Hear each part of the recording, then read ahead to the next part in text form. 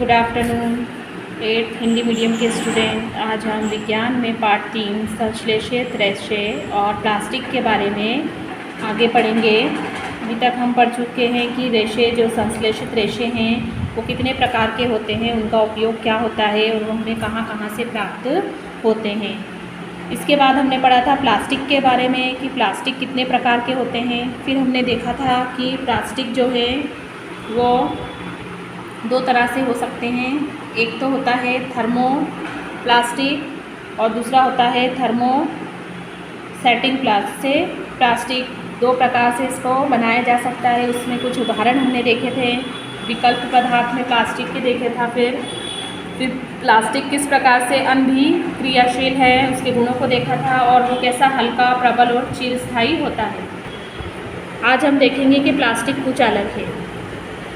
Plastic उष्ण और विद्युत के कुछ अलग है, इसलिए बिजली के तार प्लास्टिक से ढके रहते हैं। आपने देखा होगा जो बिजली के तार होते हैं वो ऊपर से प्लास्टिक से कवर किए हुए होते हैं। खाना बनाने वाले पात्रों में जो हत्थे लगे होते हैं वो भी उसी से बने होते हैं। इसके अलावा प्लास्टिक और पर्यावरण दोनों किस प्रकार से हैं।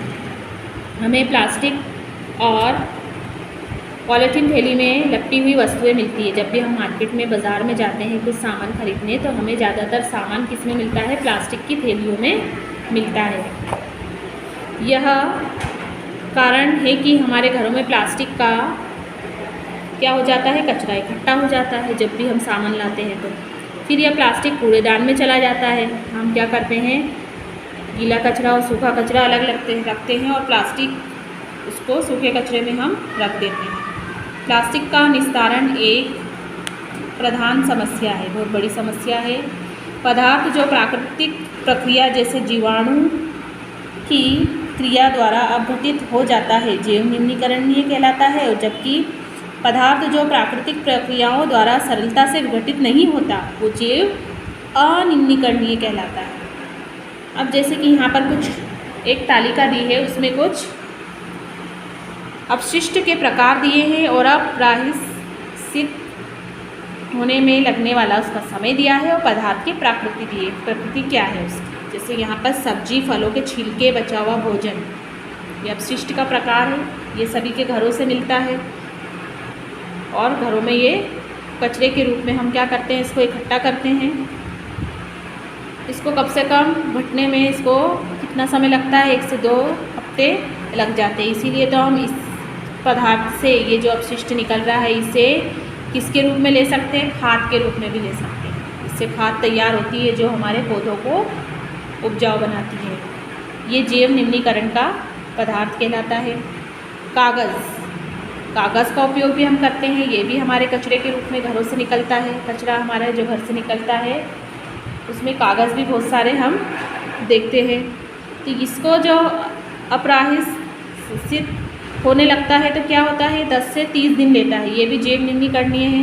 सूती कपड़ा 2 से 5 माह सबसे ज़्यादा, लकड़ी 10 से 15 वर्ष और ऊनी वस्त्र लगभग 1 वर्ष।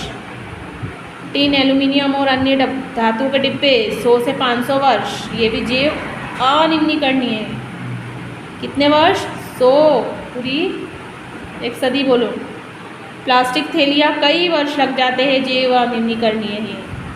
इसलिए हमें प्लास्टिक का यूज़ कम से कम करना चाहिए क्योंकि प्लास्टिक अपघटित होने में कई वर्ष ले लेता है। यह पर्यावरण हितैषी नहीं है, यह पर्यावरण प्रदूषण का कारण बनता है।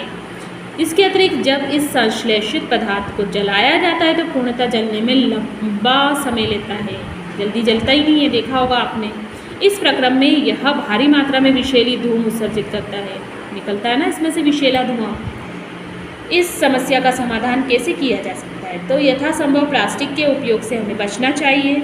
कपास या जूट के बने थैलों का उपयोग करना चाहिए, जैसा कि हमें बताया जाता है बार बार कि हमें कागज़ का उपयोग करना चाहिए। कपास का या जूट का, कपड़े की थैली या जूट की थैली का उपयोग करना चाहिए। जैव निम्नीकरणीय और जैव अनिम्नीकरणीय अपशिष्ट को अलग अलग इकट्ठा करना चाहिए। इनका अलग निस्तारण होता है। इसे अपने घरों पर व्यवहार में लाइए। कुछ और तरीके सुझाइए जिनके द्वारा आप प्लास्टिक पदार्थों के उपयोग को कम करने में सहयोग दे सकते हैं।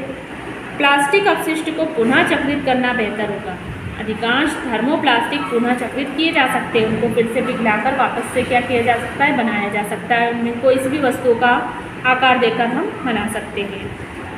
जिन वस्तुओं का पुनः चक्रण किया जा सकता है उनकी आप सूची बना सकते हैं। पुनः चक्रण के समय कुछ रंग प्रदान करने वाले अभिकर्मक मिला दिए जाते हैं। अब कई बार क्या होता है, जो प्लास्टिक की थैलियाँ होती है वो कलर वाली होती है, और हमने देखा है कि उसमें अगर हम खाना या कुछ खाद्य पदार्थ रख देते हैं तो वो जो कलर उसमें रहता है वो कलर इसको बोलते हैं अभिकर्मक मिलाते हैं तो वो रंग छोड़ता है। और आपने देखा होगा कि जो खाना है, हम अगर उस खाने को उस थैली में रख देते हैं, उस पॉलीथीन थैली में रख देते हैं कलर वाली, तो वो खाने के अंदर उसका रंग दिखाई देने लगता है। तो इससे पुनः चक्रित सामग्री का उपयोग कर विशेष रूप से खाद्य पदार्थों के संचयन हेतु सीमित हो जाता है, जो हमारे लिए हानिकारक है। एक उत्तरदायी नागरिक के रूप में 5 R सिद्धांत को याद रखिए। वो R सिद्धांत क्या है? उपयोग कम करिए, रिड्यूस, पुनः उपयोग करिए, रीयूज, पुनः चक्रित करिए, रिसाइकल, पुनः प्राप्त करिए, रिकवर, और उपयोग ना करना, रिफ्यूज। इस प्रकार की आदतें विकसित करिए जो पर्यावरण रिफ्यूज हितैषी हो। तो आपको इस पाठ को यहाँ तक पढ़ना है और आप तो समझ ही गए होंगे कि प्लास्टिक को हमें यूज़ नहीं करना चाहिए, उसकी जगह पर हमें जूट या कपास के थैलियों का उपयोग करना चाहिए। तो वो ज़्यादा हमारे लिए हितकारी है और हमारे पर्यावरण की सुरक्षा भी इससे हो सकती है। बाकी तो आपको बहुत कुछ जानकारी है। हम जिस शहर में रहते हैं वहाँ पर कचरे का निपटारण बहुत अच्छे तरीके से किया जा रहा है और आगे भी होता रहेगा।